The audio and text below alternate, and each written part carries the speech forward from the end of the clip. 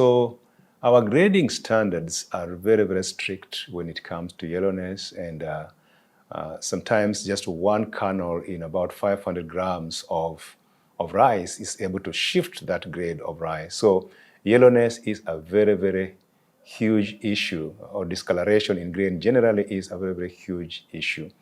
Now, we have realized that there are two cases where we see this yellowness. Number one is when we have delayed drying of the rice. When you have delayed drying of the rice, where the rice stays at higher moisture contents for a very long time, that rice is likely to start to yellow. This is obviously because of the respiration heat that is generated because of the high moisture and the high temperature that the grain produces. Then we also in that scenario, or in that ecosystem where we have high temperature, obviously we expect microorganisms to start growing. And we have realized from some research that not only do these microorganisms contribute to yellowness in terms of producing heat, but there's also microbial staining that happens on the grain. And so delayed drying, excess respiration rate, microbial staining, all these are things that are likely to happen in the bean.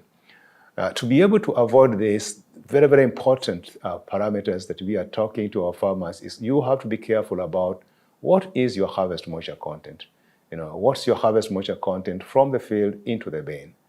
Number two, what kind of airflow do you really have in your system? How many CFM per bushel can your farm produce? Number three, what is your harvesting time?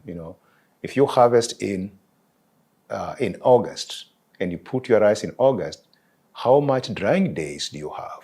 If you harvest in September, how much drying days do you have? If you harvest late in October, how much drying days you have?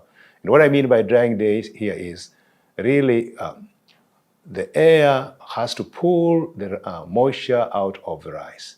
For that air to pull the moisture out of the rice, it has to have a given amount of ability, what we call the equilibrium moisture content of the grain and the air. And so the drying days are important for you to be able to dry your rice to whatever moisture content you want.